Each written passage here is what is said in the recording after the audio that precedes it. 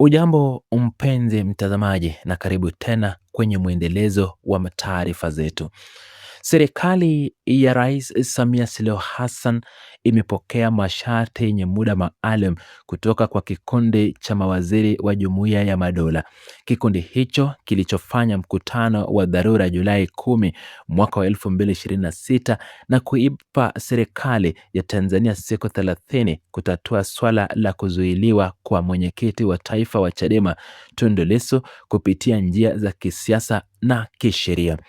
Serikali pia imepewa siku 60 kurejesha uhuru kamili wa matumizi ya mitandao ya kijamii na siku 90 kuitisha jukwaa la mashauriano linaloshiriki vyama vyote vya kisiasa nchini Tanzania.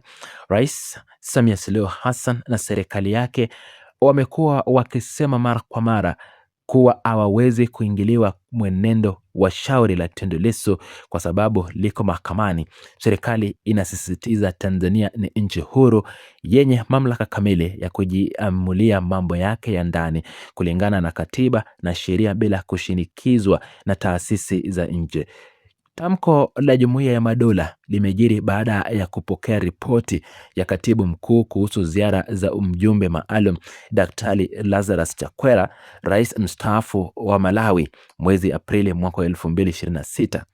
Daktari Lazarus Chakwera alikutana na Rais Samia Suluhu Hassan, viongozi wa serikali na viongozi wa vyama vya siasa wakati wa ziara hiyo.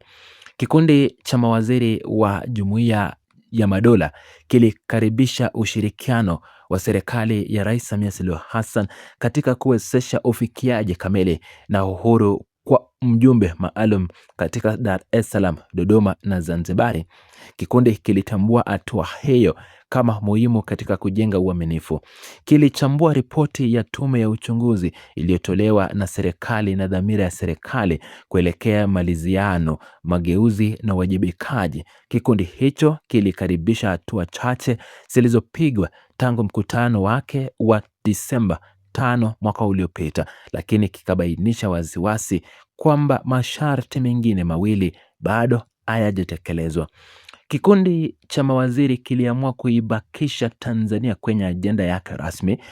Kilimhimiza katibu mkuu kuendelea kushirikiana na serikali ya Rais Samia Suluhu Hassan ili kusaidia maendeleo katika masuala matatu yaliyosalia. Masuala hayo ni pamoja na kuondolewa kwa vizuizi vya uhuru wa kukusanyika na kujieleza kwa asasi za kiraia na vyombo vya habari. Pia kufanyika kwa jukwaa la mashauriano ya vyama mbalimbali ili kukubaliana juu ya mfumo wa pamoja na uchaguzi ujao. 3, utekelezaji wa michakato ya kisheria na kiutawala iliyo wazi ili kuwajibisha wahusika wa furugu na kuwafidia waathiriwa na waathirika wa mwaka uliopita katika shiriko zenye zilizotokea wakati wa uchaguzi wa Oktoba tarehe 29 mwaka uliopita. Kikundi hicho vilevile kimebainisha mapendekezo maalum yenye muda maalum. Ndani ya siku 30, serikali ya Rais Samia Suluhu Hassan inapaswa kutatua kuzuiliwa kwa Tundu Lissu na kuachiliwa wengine wanaoshikiliwa kwa kutumia haki zao kwa amani. Ndani ya siku 60 kurejeshwe ufunguliaji kamili wa mifumo ya kidijitali na kusitisha vitisho dhidi ya vyombo vya habari na watetezi wa uhuru wa kujieleza. Vilevile sharti ya 3, ndani ya siku 90 kuitisha jukwaa la kuaminika linaloshiriki vyama mbalimbali likiwa na uwezeshaji usio na upendeleo ili kujadili mageuzi ya mfumo wa uchaguzi, ushindani wa kisiasa, wafungwa na uwajibikaji. Kikundi cha mawaziri kimebainisha kuwa kwa wasiwasi kuwa hali imeshuka tangu ziara ya mjumbe maalum. Hali hiyo inahusisha vizuizi vya shughuli za kisiasa, shinikizo kwenye uwanja wa kiraia, baadhi ya mitandao ya kijamii na uwanja wa habari, pamoja na kuzuiliwa kwa Tundu Lissu na hali ya hofu miongoni mwa wapinzani.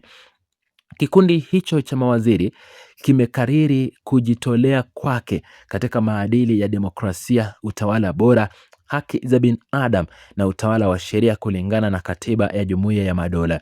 Rais Samia Suluhu Hassan vilevile na serikali yake wamepewa muda maalum wa kutoa majibu kupitia ripoti ya maendeleo. Jumuiya ya Madola imekubali kukutana tena katika kikao maalum mnamo Septemba mwaka 2026 na kuialika Tanzania kuwasilisha ripoti ya maendeleo kabla ya mkutano huo. Katika mkutano wa Novemba mwaka 2026 itafikiwa hatua zaidi kama hakutakuwa na maendeleo yanayotarajiwa. Jumuiya imekaribisha utayari wa sekretari kutoka usaidizi wa kiufundi kwa ombi la Tanzania na imehimiza uratibu wa Umoja wa Afrika SADC, Jumuiya ya Afrika Mashariki na Umoja wa Mataifa.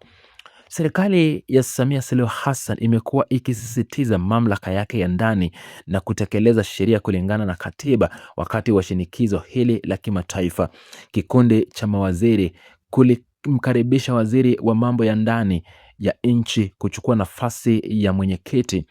Mwakilishi kutoka nchi kama Antigua na Barbuda, Botswana, Canada, Grenada, Malaysia, Mauritius na Zambia walihudhuria mkutano huo. Kikundi hicho kimeeleza shukrani kwa mtangulizi wake na serikali ya Malta. Samia Suluhu Hassan na serikali yake wameendelea kuomwa na serikali na Jumuiya ya Madola kama kuwashiriki katika mazungumzo ya kisiasa na mawasiliano. Ziara ya Daktari Lazarus Chakwera ilikuwa hatua muhimu katika mchakato huo. Serikali ya Rais Samia Suluhu Hassan inaendelea kushirikiana na taasisi mbalimbali za kimataifa huku ikisisitiza uhuru wake ya kufanya maamuzi ya ndani. Kikundi kimeomba katibu mkuu kuendelea kushirikiana kikamilifu na serikali na wananchi wa Tanzania na kutoa taarifa za ziada ambazo zinaweza kusaidia kufumbua ufumbuzi huu. Wakati huo, wakati Jumuiya ya Madola almaarufu Commonwealth ikitoa masharti kwa serikali ya Tanzania, ikumbukwe pia Jumuiya ya Ulaya ama Bunge la Ulaya pamoja na Seneti ya Marekani ilikuwa tayari ishatoa matakwa na mashinikizo kuelekea katika serikali ya Mama Samia Suluhu Hassan. Ukumbuke miezi miwili zilizopita ama mwezi mmoja uliopita, Bunge la Ulaya liliweza kutoa masharti makali na kuitaka bodi ya uongozi kutathmini upya ushirikiano wao kati ya serikali ya Tanzania na Bunge la Ulaya, vilevile sikiongeza mashiko makubwa ya kukatiza msaada wa mabilioni ya mashilingi yaliyokusudiwa kufaidi serikali ya Samia Suluhu Hassan.